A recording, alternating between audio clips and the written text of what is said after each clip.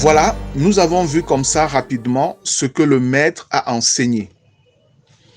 Je voudrais donc que nous regardions ce que les apôtres établis par le maître ont également enseigné sur le sujet.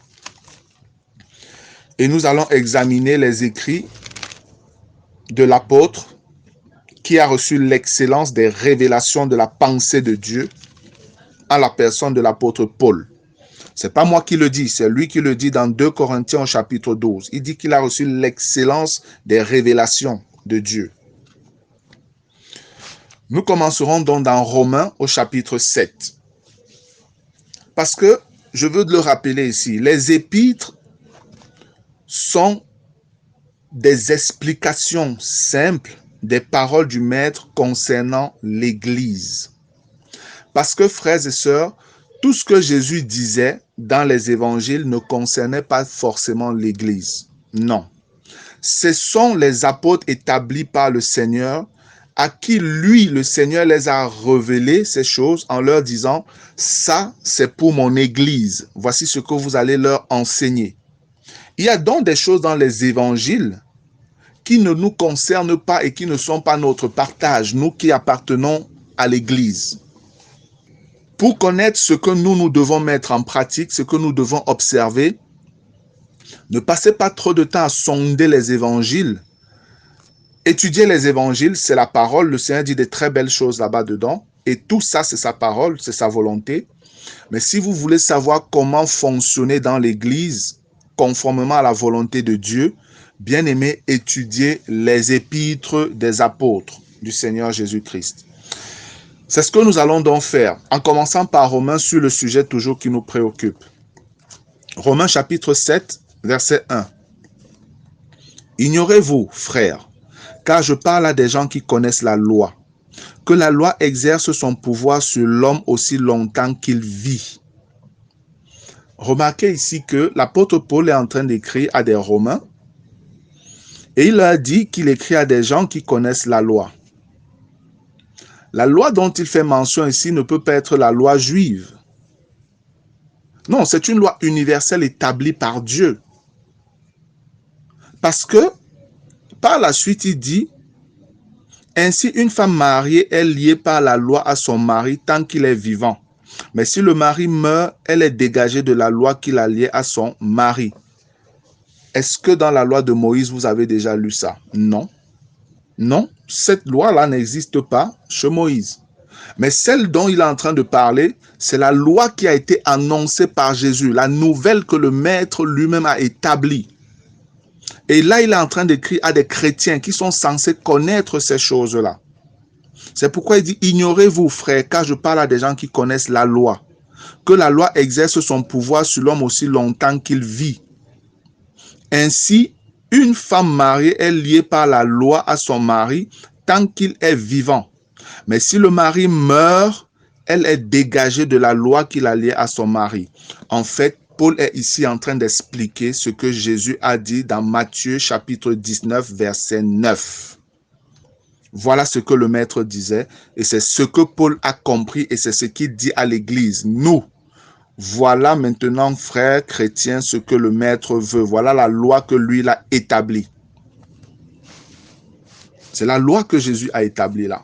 Il a changé ce que Moïse avait prescrit. Pour ceux qui disent qu'ils sont disciples de Jésus, Jésus dit, voilà comment vous devez marcher désormais. Au verset 3, si donc, du vivant de son mari, elle devient la femme d'un autre homme, si elle devient la femme d'un autre homme, elle sera appelée adultère. Voilà. C'est ce que je disais au chapitre 5 de Matthieu. Ici, on dit, si la femme devient la femme d'un autre homme, c'est où elle devient, on l'appelle désormais adultère.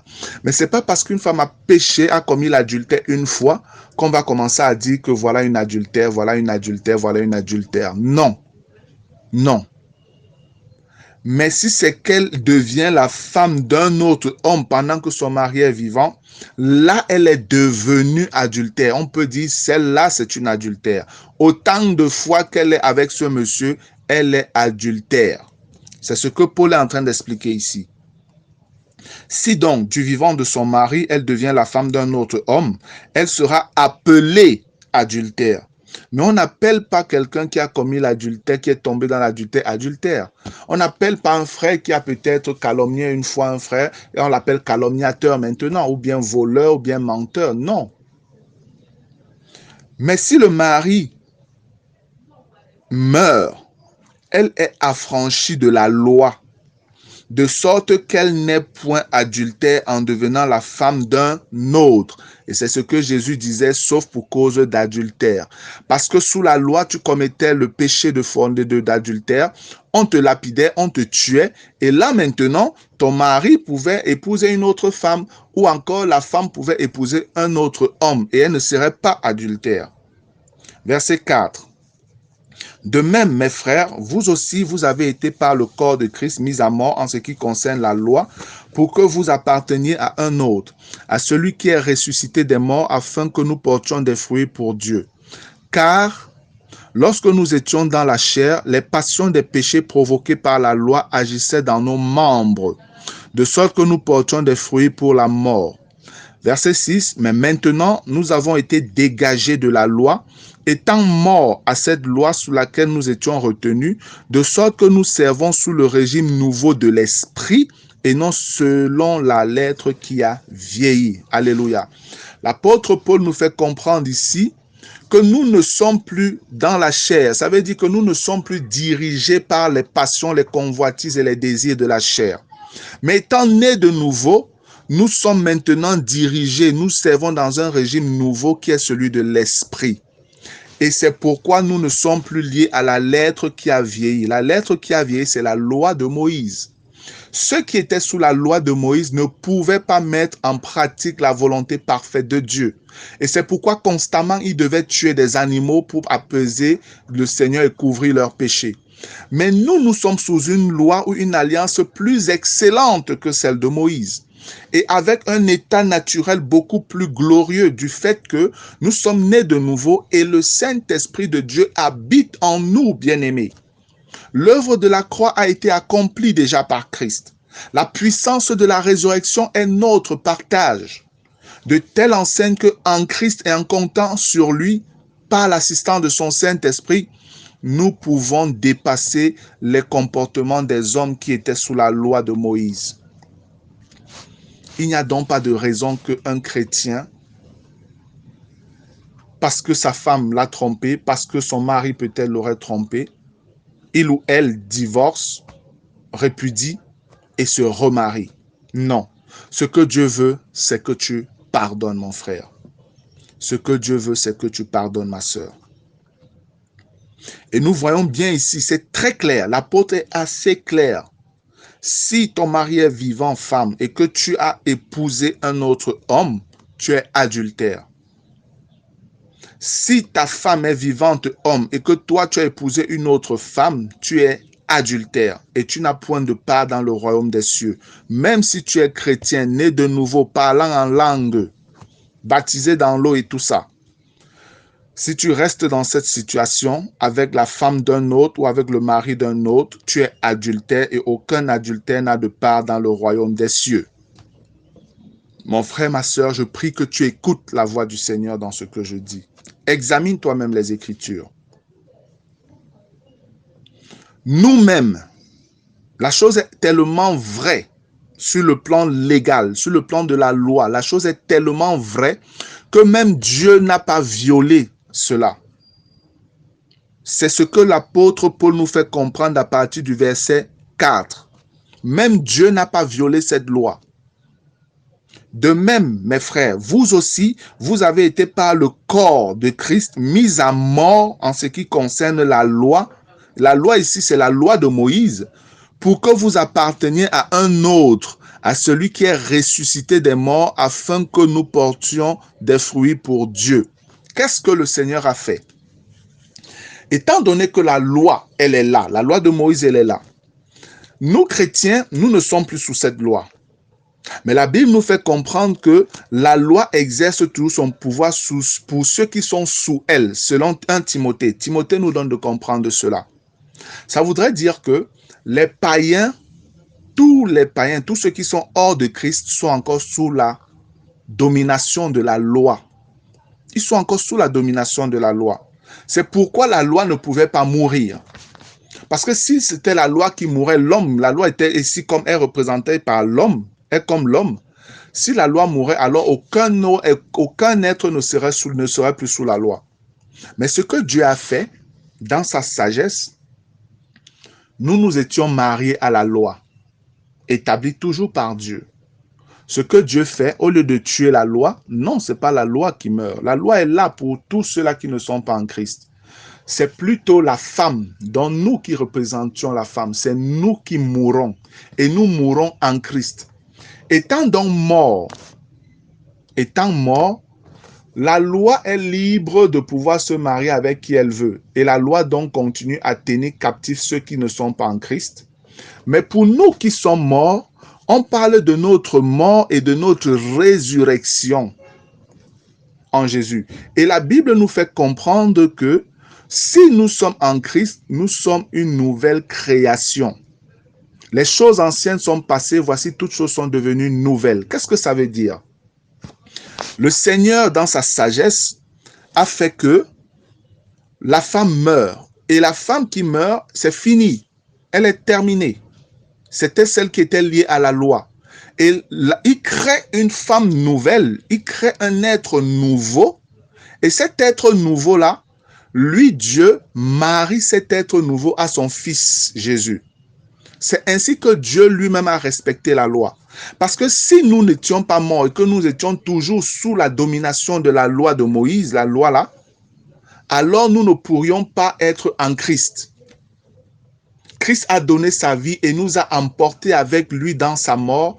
En ressuscitant, il est ressuscité avec nous et désormais nous sommes totalement affranchis de la loi de Moïse et nous pouvons donc entrer dans une nouvelle loi qui est la loi de l'esprit de vie en Jésus-Christ, selon Romains le chapitre 8 au verset 2.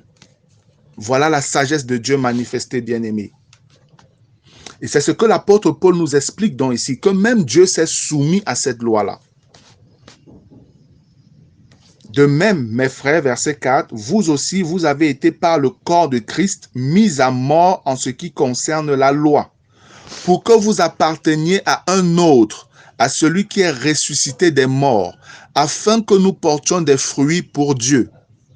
Car lorsque nous étions dans la chair, les passions des péchés provoqués par la loi agissaient dans nos membres, de sorte que nous portions des fruits pour la mort. Et c'est donc pour ça, voilà, ceux qui sont encore sous la chair, qui agissent encore selon les passions de la chair, eux, ils se marient, divorcent, se remarient et ils sont en train d'aller dans la mort. Ils se marient, divorcent, se remarient et c'est la mort. Voilà le fruit qu'ils portent pour la mort. Mais nous, le verset 6, mais maintenant, nous avons été dégagés de la loi, étant morts à cette loi sous laquelle nous étions retenus, de sorte que nous servons sous le régime nouveau de l'esprit et non selon la lettre qui a vieilli. J'ai envie de dire gloire à Jésus. Gloire à toi, Seigneur, pour ta sagesse. Voilà comment Dieu nous a affranchis de la loi afin que nous puissions devenir épouses de Christ. Dieu lui-même s'est soumis à cette loi-là. Mais aujourd'hui, les hommes sont devenus des nouveaux législateurs et ils écrivent leur propre loi qu'ils mettent en pratique. Mais sachez-le, vous n'allez pas vous juger vous-même au dernier jour. Vous ferez face à celui à qui le Père a remis le jugement de toutes choses. Celui-là qui est prêt à juger les vivants et les morts. Repentez-vous encore pendant qu'il est temps, bien-aimés. Remettez de l'ordre dans vos vies. Suppliez le Seigneur et il est prêt à vous aider. Regardons peut-être un autre passage, 1 Corinthiens 7. Il y a un parallèle, on était dans Romains 7, là on est dans 1 Corinthiens 7. Je vais lire, on va étudier à partir du verset 7. 1 Corinthiens 7, à partir du verset 7, il est écrit « Je voudrais que tous les hommes soient comme moi, mais chacun tient de Dieu un don particulier, l'un d'une manière, l'autre d'une autre. » Ici, Paul parle du fait qu'il était eunuque pour le royaume. Lui, il était eunuque et il fait part du fait que c'est un don particulier que Dieu lui avait donné. Comme quoi, ce n'est pas facile de devenir eunuque soi-même pour le royaume. Il faut vraiment une grâce particulière. Donc, ne te lance pas, mon frère, ma sœur, sur ce chemin-là, sans vraiment avoir reçu une pleine conviction de Dieu de le faire. Sinon, tu finiras comme certains d'une certaine religion qui disent, nous sommes maintenant, vœux de chasteté, mais on connaît bien comment leur vie, se poursuit. Ne faisons pas ça. Ce n'est pas une affaire d'orgueil, ce n'est pas une affaire de fierté, mais il est bon de se soumettre à Dieu. Ce n'est pas une honte d'être marié ou de servir Dieu marié, loin de là. Si le Seigneur te veut marier, si tu as le désir de te marier, bien-aimé, marie-toi. Si vraiment tu ressens un appel de nuque dans ton cœur, traite ça avec Dieu et si tel est le cas, alors engage-toi sur cette voie et tu seras béni et tu seras une bénédiction pour le corps. Gloire à Dieu. Verset 7 dont je relis, « Je voudrais que tous les hommes soient comme moi, mais chacun tient de Dieu un don particulier. L'un d'une manière, l'autre d'une autre. » Et Paul dit maintenant, « À ceux qui ne sont pas mariés et aux veuves, je dis qu'il leur est bon de rester comme moi. Mais s'ils manquent de maîtrise d'eux-mêmes, qu'ils se marient, car il vaut mieux se marier que de brûler. » Voilà. Les premiers donc à qui Paul s'adresse, c'est ceux qui sont mariés et aussi les veuves, donc celles qui étaient déjà mariées et ont perdu leur mari. Il dit, ceux qui ne sont pas mariés, restez même comme ça, c'est bon pour servir le Seigneur. Les veuves, ne vous remariez pas autant que cela est possible, mais si vous n'arrivez pas à vivre sans avoir un homme ou une femme à côté de vous, parce que vous êtes pressé par les désirs sexuels et autres, alors Paul dit, mariez-vous, vous ne péchez pas. Allez-y, mariez-vous. Car il vaut mieux se marier que de brûler. Ici encore, moi, je le comprends de deux manières. La première manière, c'est celle que beaucoup de frères comprennent, c'est brûler ici, c'est les désirs, avoir beaucoup envie, les désirs sexuels, voilà, c'est ça qu'on voit, beaucoup de désirs, et puis on n'arrive plus à se contenir et tout ça, on dit on brûle. Ok, on peut comprendre ça aussi comme ça. Mais pour ma part, je comprends ça comme un avertissement à pouvoir s'engager sur la voie du célibat ou alors du fait d'être eunuque, alors que ça ne vient pas vraiment d'un appel de Dieu, et tu finis par tomber dans le péché de fornication et autres, ou d'adultère même avec d'autres personnes. Et là, l'apôtre Paul dit, tu vas finir par brûler dans le feu éternel. Donc, pour éviter le péché qui peut t'entraîner dans le feu, il est bon pour toi de te marier tout simplement. De la même manière que Paul dit à partir du verset 1 et 2 du chapitre 7, pour ce qui concerne les choses au sujet desquelles vous m'avez écrit, je pense qu'il est bon pour l'homme de ne point toucher de femme. Mais après, il dit au verset 2, toutefois, pour éviter la débauche, que chacun ait sa femme et que chaque femme ait son mari. Voilà, pour éviter la débauche. Donc, au verset 8 et 9 là, Paul dit à ceux qui ne sont pas mariés et aux veuves, je dis qu'il leur est bon de rester comme moi. Mais, s'ils manquent de maîtrise d'eux-mêmes, donc ils sont dans le risque de tomber dans la débauche, qu'ils se marient. Car il vaut mieux se marier que de finir en enfer à cause du péché. Qu'ils se marient. Le mariage n'est pas une mauvaise chose. Non, frère. Verset 10 maintenant. Paul dit, à ceux qui sont mariés, j'ordonne, non pas moi, mais le Seigneur, que la femme ne se sépare point de son mari. Si elle est séparée, qu'elle demeure sans se marier, ou qu'elle se réconcilie avec son mari, et que le mari ne répudie point sa femme. Voilà ce que le Seigneur a révélé à Paul. Nous avons déjà vu pour le cas de ceux qui ne sont pas mariés et des veuves, le Seigneur révèle ce qu'il veut pour eux. 10 et 11, là on voit le cas maintenant de ceux qui sont mariés. Le Seigneur dit que la femme ne se sépare point de son mari. Après il dit, si elle est séparée, qu'elle demeure sans se marier ou qu'elle se réconcilie avec son mari et que le mari ne répudie point sa femme. Si vous voyez la parenthèse qui est mise au verset 11, vous verrez que c'est exactement ce que Marc 10 nous révélait et que Luc 16, 18 a dit également. Donc ici, l'apôtre fait encore ressortir clairement la pensée du Seigneur, sans les problèmes de clause d'exclusion ou bien clause d'exception, je ne sais pas. Non. La volonté de Dieu, c'est que l'homme, la femme ne se séparent pas. Mais il pourrait arriver qu'ils se séparent. Dieu dit, même si vous êtes donc séparés, vous restez eunuques. Si vous êtes séparés, vous devenez des eunuques à cause du royaume. Si elle est séparée, qu'elle demeure sans se marier ou qu'elle se réconcilie avec son mari. Ça veut dire que si elle est partie, alors elle ne doit pas se marier. Elle devient eunuque et le mari à son tour devient eunuque. Voilà donc des gens qui deviennent eunuques à cause du royaume. L'apôtre Paul a compris exactement ce que le maître avait enseigné et l'apôtre de l'église de Jésus nous révèle clairement la chose pour qu'on ne soit pas dans la confusion, frère. Je ne sais pas si on peut être plus clair que ce qui est dit là. Je voudrais faire une petite parenthèse ici, ouvrir une parenthèse. Nous voyons toutefois ici que le Seigneur reconnaît que dans les mariages, même de ses enfants, il pourrait arriver qu'on ait des séparations ou des divorces. Mais le Seigneur dit, s'il y a même séparation, vous n'avez pas le droit de vous remarier. Je le dis encore, nous sommes sous la nouvelle alliance. Nous sommes des nouvelles créatures, ayant reçu un esprit nouveau semblable à celui de Jésus-Christ. Dans Éphésiens 4, 24, on nous dit que nous sommes créés à l'image de Dieu. Certaines versions disent créés selon Dieu. C'est créé à l'image de Dieu. Et nous avons reçu le Saint-Esprit de Dieu qui habite dans notre esprit, bien-aimé. La Bible nous dit que nous sommes un seul esprit avec Jésus. Dans 1 Corinthiens chapitre 6, le verset 17. Parce que nous sommes liés au Seigneur, nous sommes un seul esprit avec lui.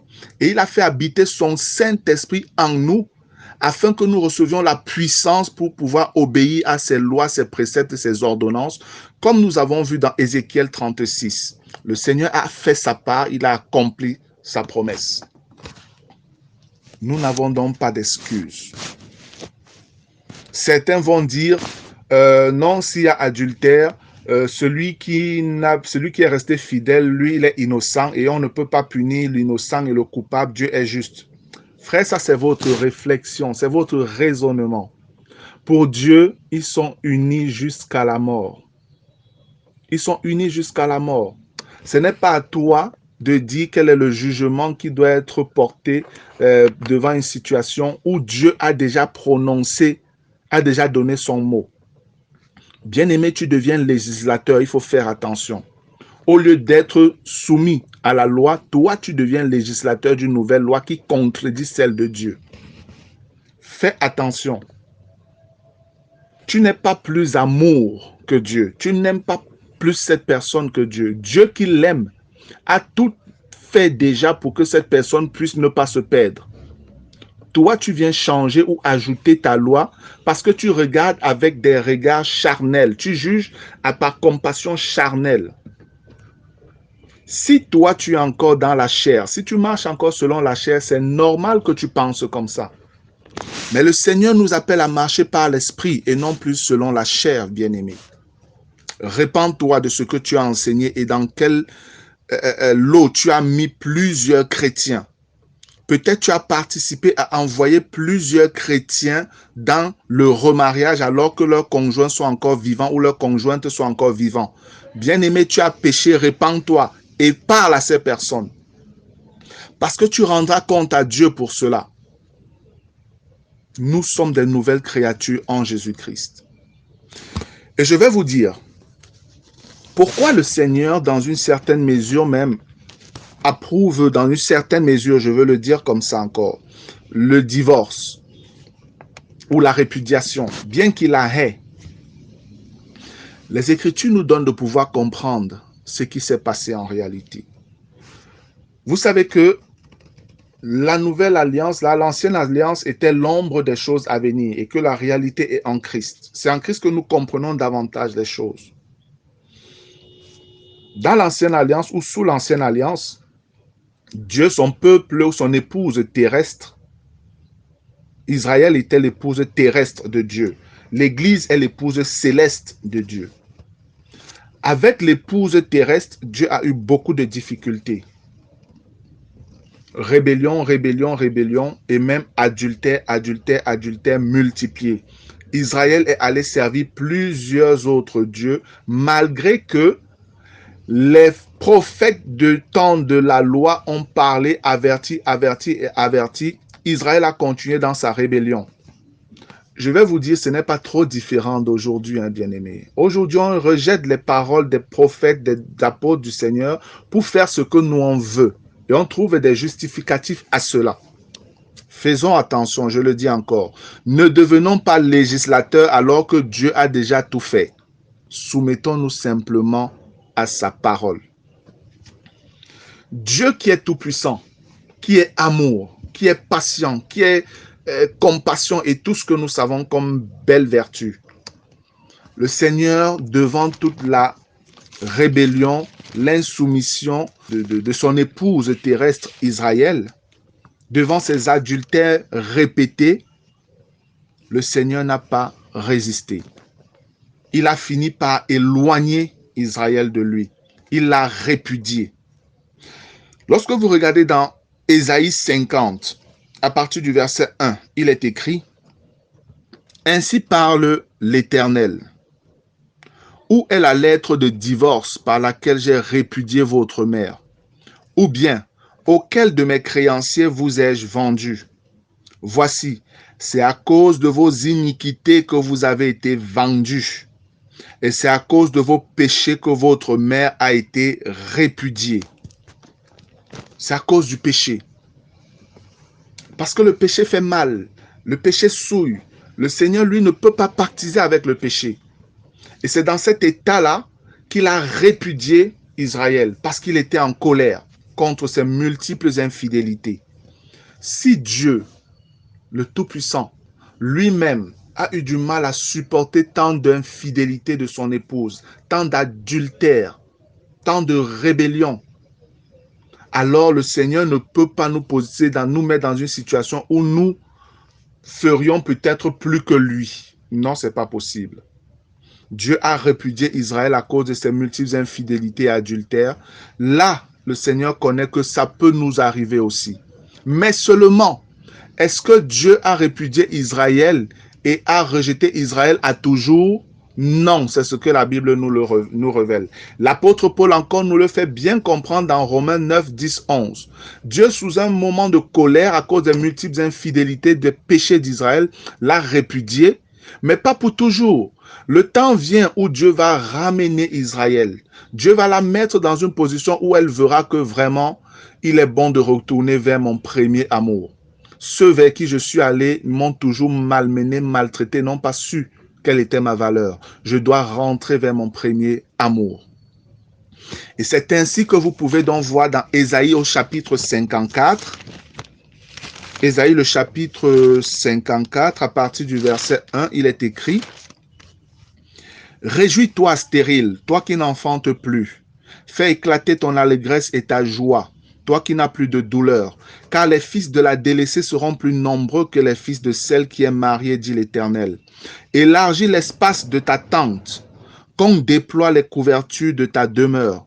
Ne retiens pas, allonge tes cordages et affermis tes pieux, car tu te répandras à droite et à gauche. Ta postérité envahira des nations et peuplera des villes désertes. » Verset 4.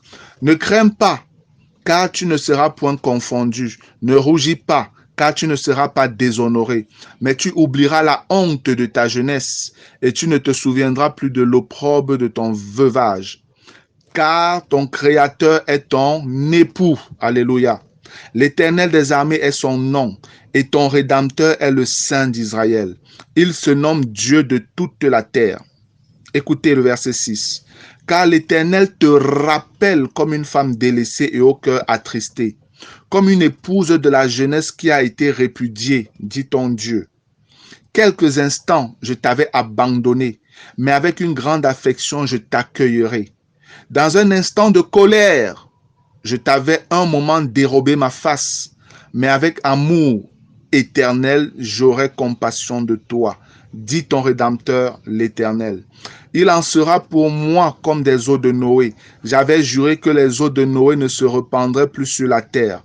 Je jure de même de ne plus m'irriter contre toi et de ne plus te menacer. Quand les montagnes s'éloigneraient, quand les collines chanceleraient, mon amour ne s'éloignera point de toi, et mon alliance de paix ne chancellera point, dit l'Éternel qui a compassion de toi. Voilà. Nous voyons au chapitre 50 que l'Éternel a répudié Israël à cause de ses iniquités. Et au chapitre 54, l'Éternel ramène Israël à lui. Bien-aimés, c'est ce que Dieu veut que nous fassions, parce que nous sommes appelés à avoir pour modèle notre Père. Soyez donc parfaits comme votre Père céleste est parfait. Tel est l'ordre que nous avons reçu de notre grand frère Jésus-Christ. Oui, répudier si c'est que la chose vous fait mal.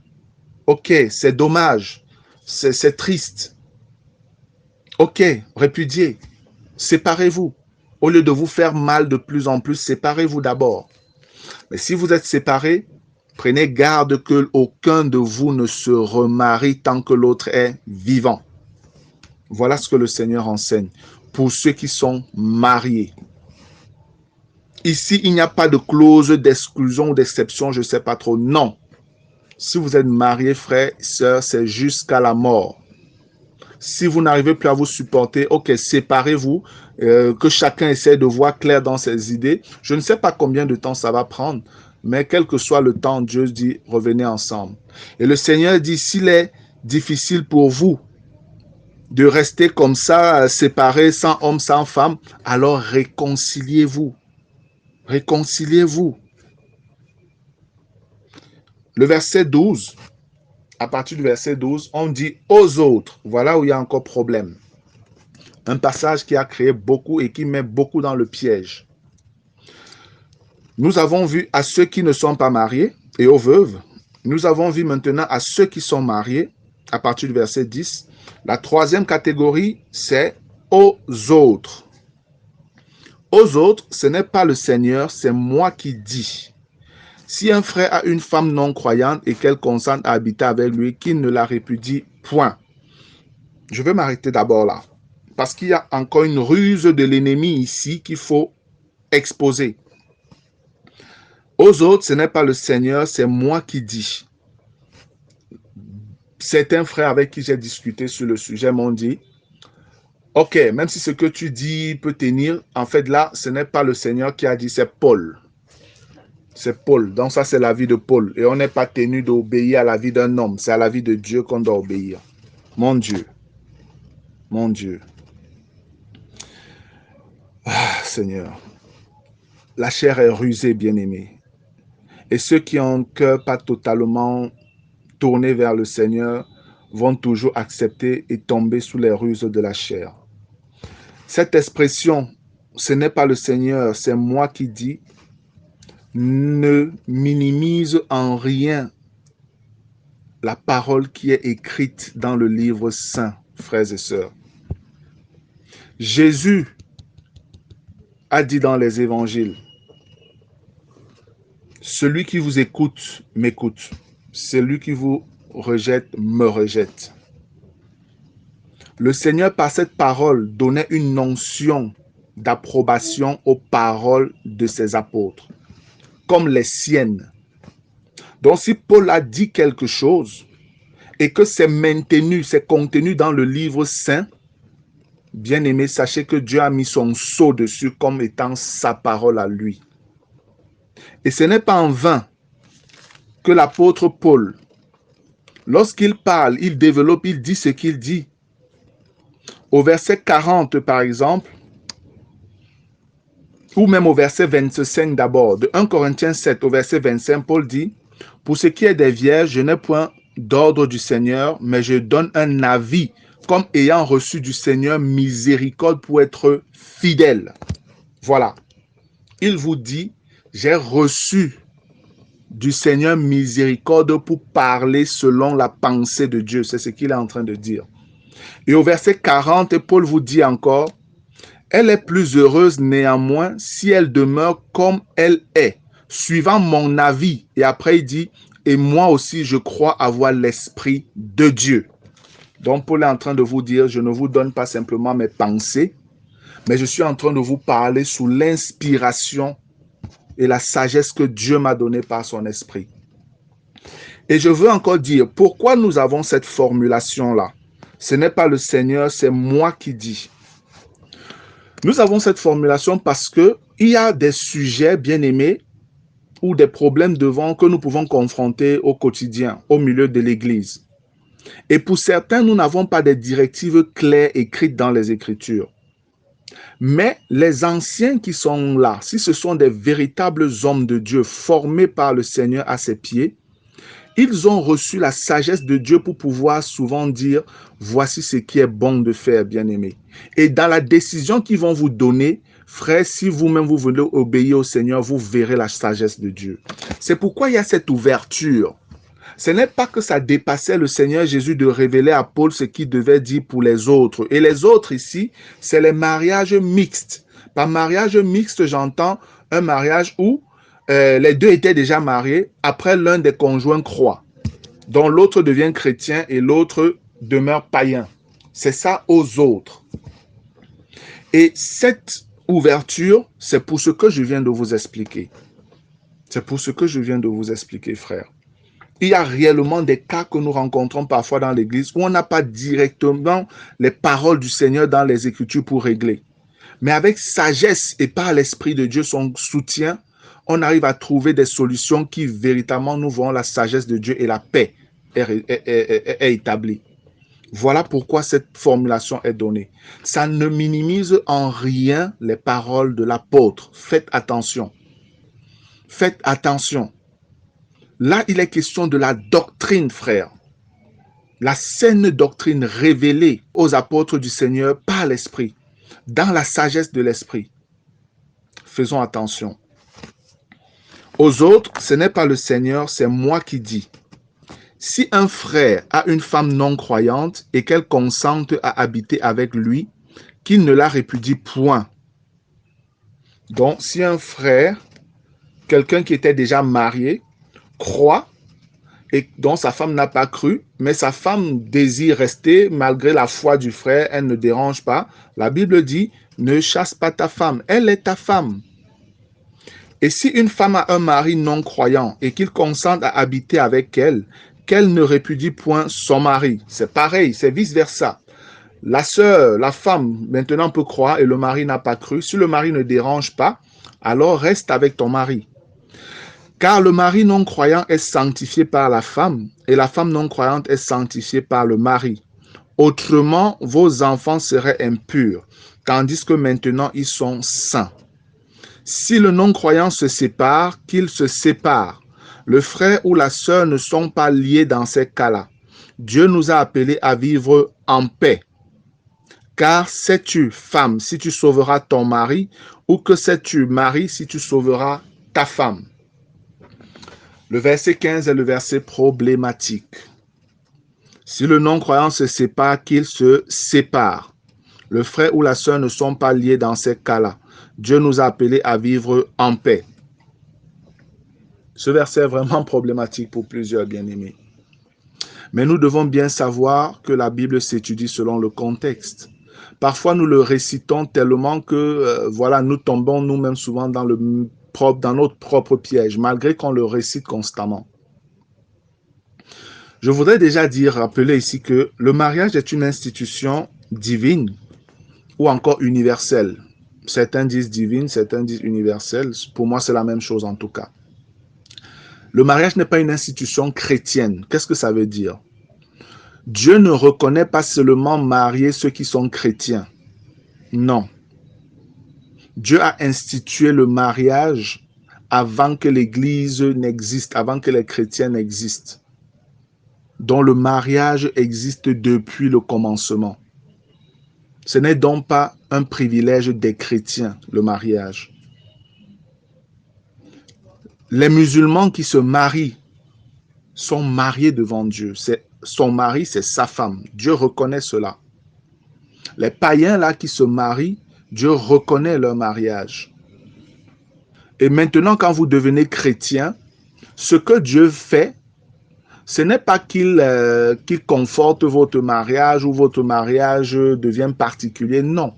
C'est juste qu'en devenant chrétien, vous rentrez maintenant sous la loi de Dieu qui vous dit exactement comment un mariage doit se dérouler selon le cœur de Dieu.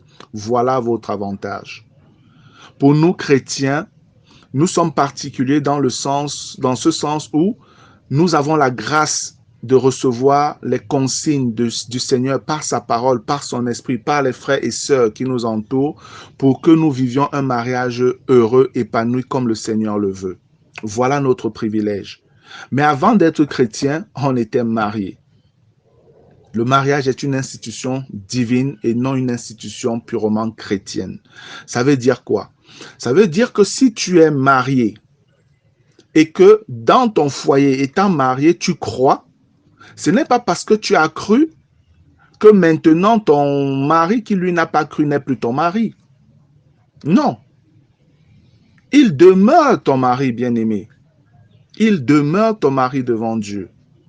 Et le désir du Seigneur, c'est que ton mari soit également sauvé, ou alors que ta femme qui n'a pas encore cru qu'elle soit sauvée. C'est pourquoi il peut dire au verset 14, car le mari non-croyant est sanctifié par la femme, et la femme non-croyante est sanctifiée par le mari. Sanctifié ici ne veut pas dire que voilà, il est déjà sauvé. Sanctifié veut dire qu'il est mis à part, il est dans une position de privilégié, où il peut voir la gloire de Dieu se manifester au travers de la vie de celui qui est devenu chrétien et croit également. Voilà le sens de sanctifier. C'est quelqu'un qui est dans une position à part par rapport aux autres hommes ou aux autres femmes qui sont dans un foyer totalement païen qui ne connaît pas Dieu. C'est ce sens que Dieu donne. Quand le Seigneur dit vos enfants sont également sanctifiés, c'est parce que vos enfants sont dans une posture où également, ils peuvent être éduqués selon les voies du Seigneur et grandir avec la crainte de Dieu avant eux aussi de s'engager sur le chemin du Seigneur. Voilà le sens de cette parole-là. Votre mari, vos enfants ne peuvent plus être affectés n'importe comment du fait que vous êtes chrétien. Vous priez pour eux. Vous demandez au Seigneur de les toucher également. C'est ton mari, c'est ta femme, bien-aimé. Maintenant, il pourrait arriver aussi, malheureusement, que vous soyez dans une posture où, parce que tu as cru, toi, homme, ta femme n'est pas d'accord et la vie que vous aviez menée avant, tu ne la mènes plus. Elle est désolée, elle est mal, elle se révolte parce qu'elle désire toujours cette vie. Ça pouvait être une vie de sortie à tous les coups, une vie de boîte de nuit, ça pouvait être une vie de pornographie et beaucoup d'autres choses ensemble. Maintenant que tu es devenu chrétien, tu dis stop, je ne peux plus le faire. Et elle, ça commence à lui manquer. La chair en elle commence à désirer cela. Ça commence à être dans le chaos dans la maison. Des bagarres, des insultes et toutes sortes de choses. Il n'y a plus de paix dans la maison à cause de Christ. Ce n'est pas étonnant. Jésus a dit qu'il vient pour la division. Là, c'est l'esprit et la chair qui entrent en conflit. C'est normal. Mais toi, le chrétien, tu dois savoir comment agir. Ce n'est pas toi qui dois prendre l'initiative de la séparation. Toi, tu dois supporter. Toi, tu dois prier. Toi, tu dois endurer ces choses-là jusqu'à ce que la personne païenne décide de vouloir partir. Si elle veut partir, bien-aimé, tu dois supplier, tu dois plaider pour qu'elle reste. Parce que ce n'est pas la volonté de Dieu, la séparation. Tu dois plaider pour que cette personne reste. Pour que ton époux, pour que ton épouse reste.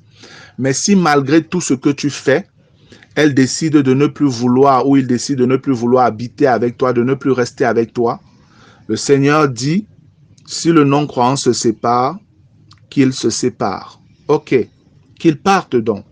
Le frère ou la sœur ne sont pas liés dans ces cas-là. Dieu nous a appelés à vivre en paix. Le qu'il se sépare fait simplement lié au fait qu'il parte, qu'il quitte ou qu'elle quitte, ou alors que tu sois chassé du domicile conjugal. Le mot séparer, le verbe séparer, en grec, c'est le verbe chorizo, qui veut dire s'éloigner, partir. Séparer, c'est s'éloigner et partir. Si le mari non-croyant décide de s'éloigner, donc de partir de la maison, le Seigneur dit, malgré tout ce que tu as fait, ma fille, il veut partir, ne l'arrête pas, laisse-le partir. Malgré tout ce que tu fais, mon fils, elle veut partir, laisse-la partir, afin que tu puisses être en paix. Parce que depuis que tu as cru, c'est des bagarres, c'est des insultes, c'est du mépris à ton égard. Laisse-la donc partir. Tu seras en paix et ainsi, dans cet état de paix, tu peux mieux prier pour elle. Tu peux mieux intercéder pour elle. Tu peux mieux solliciter le secours des frères et des sœurs qui peuvent venir chez toi, même prier avec toi pour ton épouse ou pour ton époux qui est parti, afin que Dieu touche son cœur et qu'il rétablisse de l'équilibre dans ton foyer. Oui, Dieu peut le faire et c'est ce qu'il veut faire car c'est sa volonté que ceux qui sont mariés soient ensemble.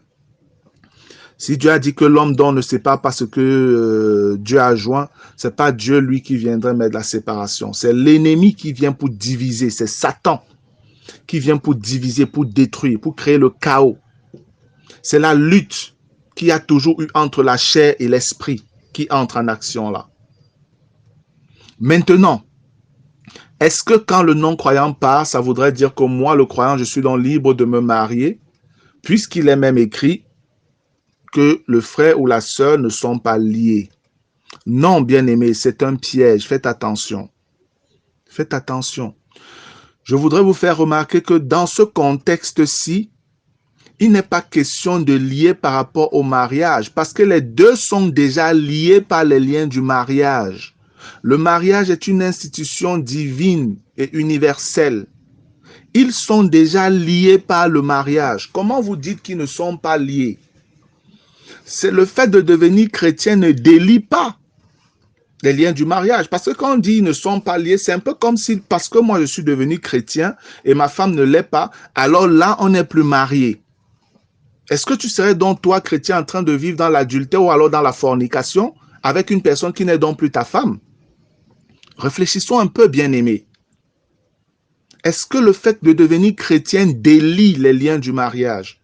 Si c'est donc le cas, ça voudrait dire que même si la femme est calme et ne te cause pas de problème par rapport à ton engagement avec Christ, tu n'as plus le droit d'avoir des rapports sexuels avec elle parce que vous n'êtes donc plus liés. Elle peut donc partir. Et toi, oui, tu peux donc aller te marier. Mais si c'est le cas à ta compréhension, ça veut dire que si tu as des rapports sexuels avec elle, tu es en train d'avoir des rapports sexuels avec une personne qui n'est donc pas ta femme ou qui n'est pas ton mari. Seigneur, ouvre notre intelligence. Il faut donc comprendre le lié ici fait référence à quoi? Bien aimé, on est en train de parler d'un couple, des gens qui sont mariés. Le fait ici, le problème ici, c'est la cohabitation. Le problème ici, c'est la cohabitation. L'autre ne veut plus habiter avec l'autre à cause de sa foi. Dieu dit, si l'autre veut donc partir, laisse-le partir. Le lien ici, c'est lié à la cohabitation. Ce n'est pas lié au lien du mariage dont parle l'apôtre Paul, par exemple, dans Romains 7 au verset 2. Non, bien-aimé. Et pour vous le prouver, si nous rentrons un peu dans le texte grec, lié dans 1 Corinthiens chapitre 7 verset 15, c'est le mot doulo en grec. Et ce mot doulo en grec signifie se rendre esclave, se soumettre à la puissance d'un autre. Non, ça le Seigneur ne le veut pas. Le Seigneur ne veut pas que tu te rendes esclave d'un homme parce que tu es devenu esclave de Christ. Le Seigneur ne veut pas que tu te soumettes à la puissance d'un homme. Non, c'est sous sa puissance, la puissance du Saint-Esprit que tu dois te soumettre. C'est en cela que le Seigneur dit non, n'accepte pas que celui-là peut-être reste et tu vas abandonner mon chemin parce que tu veux te rendre esclave de ton mari qui a dit tu ne bouges pas ou tu ne vas plus à ceci ou tu ne pries plus, je ne veux plus entendre parler de Jésus dans cette maison. Dieu dit non, tu ne peux pas être son esclave. S'il veut partir ou si elle veut partir, laisse-la partir. C'est ça le sens du mot doulo. Mais si vous regardez dans Romains au chapitre 7, le verset 2, l'apôtre parle également de la femme qui est liée à son mari aussi longtemps qu'il est vivant. Si vous regardez là-bas l'expression lier, le verbe lier, en grec, c'est le mot deo. Et deo qui veut dire ils sont attachés, ils sont enveloppés l'un à l'autre, ils sont dans les chaînes. Voilà le sens de lier dans Romains 7. Et là, c'est dans le sens du mariage. Marié, c'est que vous êtes attachés, vous devenez un. Si vous avez des morceaux de bois repartis sur le sol, lorsque vous les groupez et vous les attachez, vous avez un fagot désormais. C'est un. C'est ainsi que le Seigneur parle du lien du mariage. Nous sommes attachés, nous sommes enveloppés, nous sommes dans les chaînes. Ça ne se brise pas. Il n'y a que la mort qui peut briser ces chaînes-là. Mais en ce qui concerne le lié de 1 Corinthiens 7,15, il est question de se rendre esclave d'un homme. Et Dieu dit non. Ici donc, c'est le problème de cohabitation. Si le non-croyant veut partir, alors qu'il parte. Ma sœur, tu n'es pas obligé d'habiter avec lui. Tu ne pêches pas s'il part. Tu auras fait ce que tu peux pour le retenir. Il n'a pas voulu. Laisse-le partir. Laisse-la partir. Voilà la pensée de Dieu, bien-aimé. Voilà la pensée du Seigneur. Et Dieu veut que tu sois en paix pour désormais le servir dans la paix. Et c'est dans cet état de paix que tu peux prier même pour ton conjoint qui est parti ou pour ta femme qui est partie. Telle est la pensée du Seigneur. Et vous allez voir si vous faites des recherches, frères. Lié, 1 Corinthiens 7,15, lié, c'est doulo. Mais si nous allons dans 1 Corinthiens 7, le verset 39, il est écrit, une femme est liée aussi longtemps que son mari est vivant. Mais si le mari meurt, elle est libre de se marier avec qui elle veut, seulement que ce soit dans le Seigneur. C'est pour dire que si tu es marié et tu es chrétien et que ta femme meurt ou ton mari meurt, tu as la liberté de te remarier, mais seulement avec un chrétien. Tu n'as pas le droit d'aller prendre un païen. Un païen, c'est un fils du diable. Et si tu veux avoir pour beau-père le diable, tu sais ce que tu auras en retour. Ne me demande pas, et maintenant, alors pour moi qui étais marié déjà et je suis chrétien, mon mari, lui, n'est pas chrétien, il fait comment? Dieu gère ça, ma bien-aimée. Mon bien-aimé, le Seigneur a dit, ton mari est sanctifié. Voilà ce qu'il a dit. Ton mari est sanctifié. Il sait comment il gère ce problème. Toi, fais ta part. Je voulais dire que le verset 39 de 1 Corinthiens 7 nous dit, une femme est liée aussi longtemps. Le mot lié ici est exactement le même mot que dans Romains 7, le verset 2. C'est différent du lié de 1 Corinthiens 7, verset 15.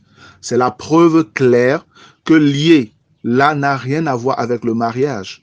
Dans Romains 7, verset 2, il est clairement mentionné qu'on parle là-bas du mariage. Dans 1 Corinthiens 7, 39, on voit clairement ici qu'il est question du mariage. Mais dans 1 Corinthiens 7, le verset 15, il est question de cohabitation et non de mariage. Voilà la pensée du Seigneur. Bien-aimé, si tu as enseigné aux gens qui ne sont pas liés, qui peuvent se remarier, tu as fait erreur. Va et corrige cette erreur-là. Ça peut être terrible, ça peut être difficile. Mais le Seigneur, si vous voulez rentrer dans sa volonté, il vous donnera la sagesse pour régler ces problèmes. Nous avons eu à régler des problèmes pareils au milieu de nous. Et Dieu s'est glorifié. Et Dieu s'est glorifié. Donc voilà, bien-aimés, ce que j'avais à cœur de partager avec vous. Et je prie vraiment que le Seigneur, dans sa grâce, corrige, donne de comprendre. Que le Seigneur vraiment donne de comprendre. Parce que, vous savez, l'ennemi est tellement rusé. J'ai écouté tellement de raisons, tellement d'excuses pour pouvoir entrer dans un remariage ou encourager des frères ou des sœurs à entrer dans un remariage que parfois on est fatigué même. C'est ainsi qu'un bien-aimé, une fois, a fait comprendre que si quelqu'un est marié, des chrétiens, écoutez bien ce que je dis, parce que je veux dire cette histoire pour que vous ne tombiez pas dans le piège. Et si vous êtes tombé dans ce piège, repentez-vous et faites restitution, bien-aimés. Le frère en question, avant, il enseignait réellement qu'on ne peut pas se marier, divorcer et se remarier. Ils ont eu un cas dans leur, avec des frères avec qui ils communiaient. Et dans la difficulté pour le frère dont la femme, la sœur, c'était une sœur, mais qui entrait dans un état de rébellion, d'insoumission vraiment terrible. Terrible. Le frère passait des moments vraiment difficiles. Et la femme a décidé même de partir. La sœur a décidé de partir. Elle a commencé à vivre une vie de débauche. Elle vivait avec des hommes sans problème. Même étant encore dans la maison, elle vivait avec les hommes et elle le disait même aux frères. C'était terrible, frère, vous pouvez imaginer. Et finalement, elle a décidé même de partir. Et les frères ont fait tout ce qu'ils pouvaient à leur niveau pour essayer de réconcilier ce couple. Rien n'y a fait. Cette femme, elle est restée imperturbable dans son péché. Le temps a passé, des années sont passées. Le frère, ne pouvant plus supporter de rester sans femme, lui, il a dit qu'il voulait se marier. Il a soumis cela au frère. Ça a créé des camps. D'autres disaient non, d'autres disaient oui. Mais il y avait un frère au milieu d'eux qui est enseignant de la parole et qui est très considéré parmi ses bien-aimés. Lui qui avant disait, et j'avais assisté à une de ses conférences, bien-aimé, j'avais assisté où il disait clairement qu'on ne peut pas se marier, divorcer et se remarier tant que l'autre est vivant. Mais quelques années après, son langage avait changé.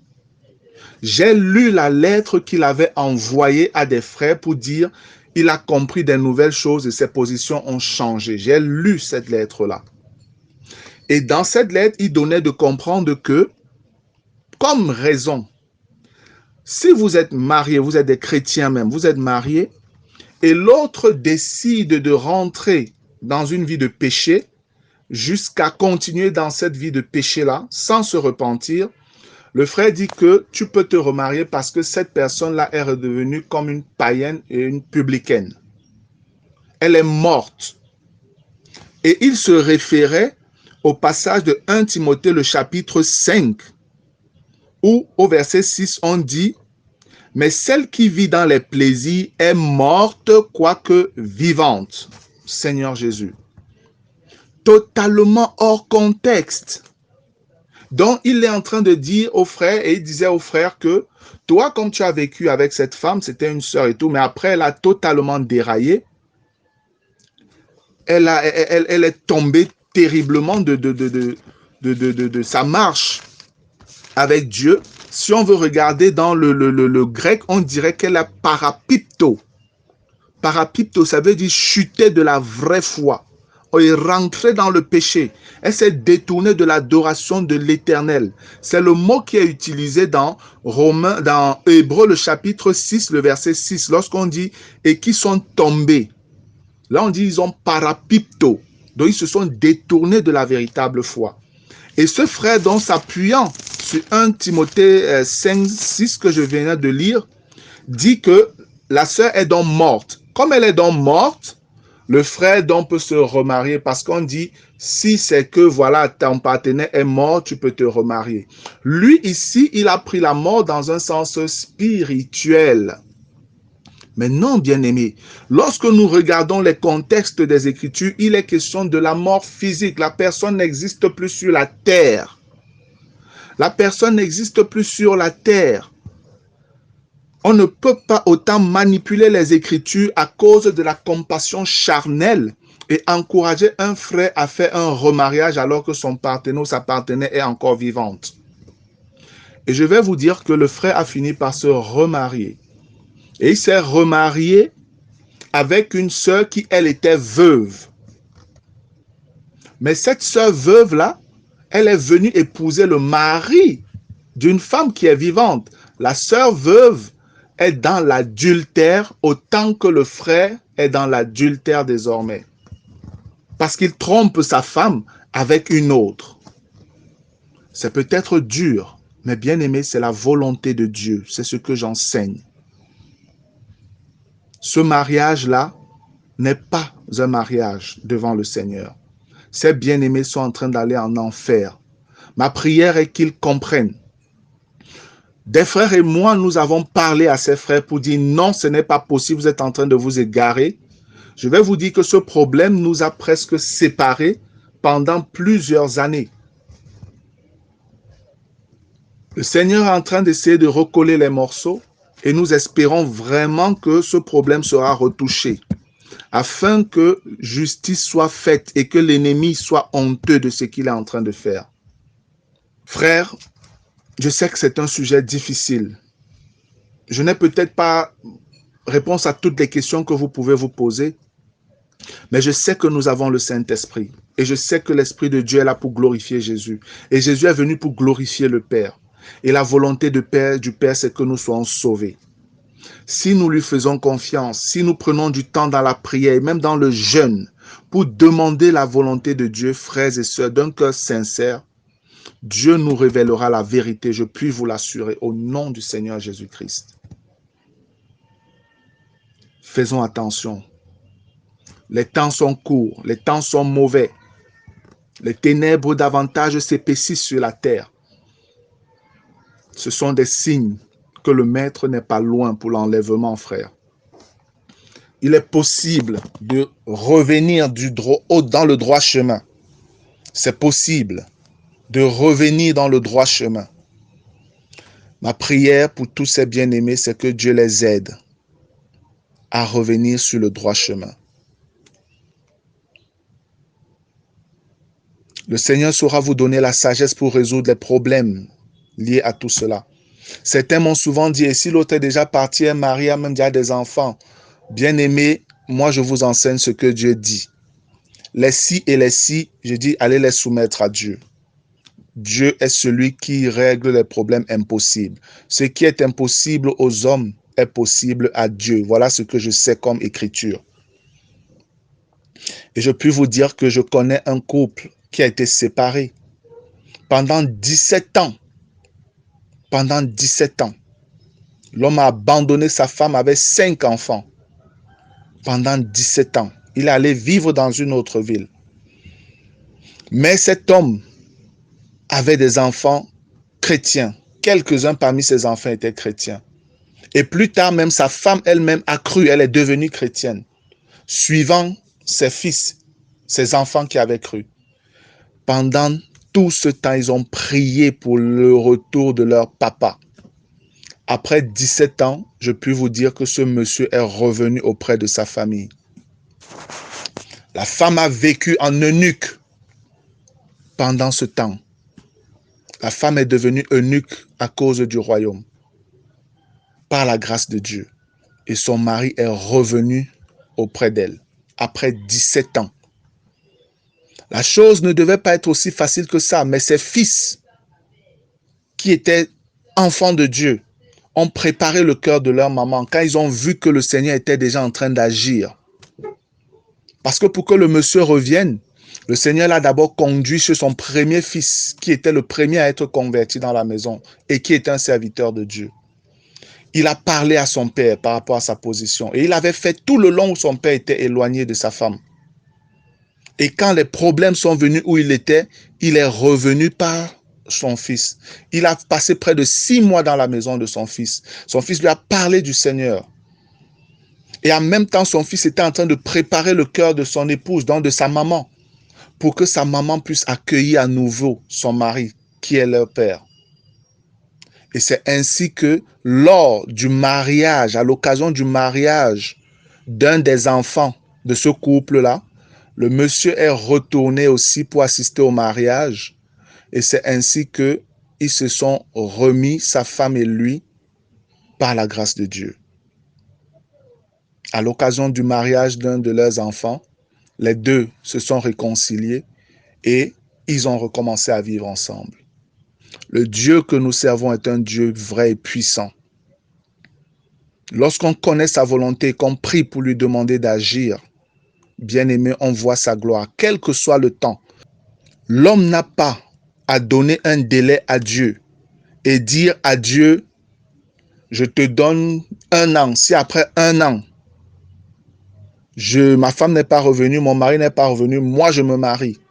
Si après 5 ans, là, il n'est pas revenu, Seigneur, c'est fini, moi je me remarie. Bien-aimés, je vous en supplie, que Dieu nous aide et que Dieu fortifie les bien-aimés dont les épouses ou les époux sont partis. Que le Seigneur leur donne de tenir ferme dans la prière, avec le soutien des frères et sœurs avec qui ils se rassemblent. Que le Seigneur touche et trouble le cœur des partenaires qui sont partis, qui ne trouvent pas de paix ou de joie avec ceux avec qui ils sont, et qu'ils comprennent qu'ils doivent rentrer auprès de leur premier amour, de leur premier mari, de leur épouse. Ils doivent rentrer. Dieu est capable de le faire. J'ai vu cela de mes yeux. Je l'ai vécu, pas une seule fois. Et je crois que ce Dieu n'a pas changé lorsqu'on le connaît et qu'on veut faire sa volonté. Voilà, bien-aimés, je prie vraiment que Dieu, dans sa grâce, apporte davantage de lumière, qu'il nous aide, qu'il nous aide à rester fidèles à ses voies. Même si c'est dur, frère, tenons ferme. Par le Saint-Esprit, c'est possible au nom de Jésus-Christ. Demeurez tous bénis. Bye bye.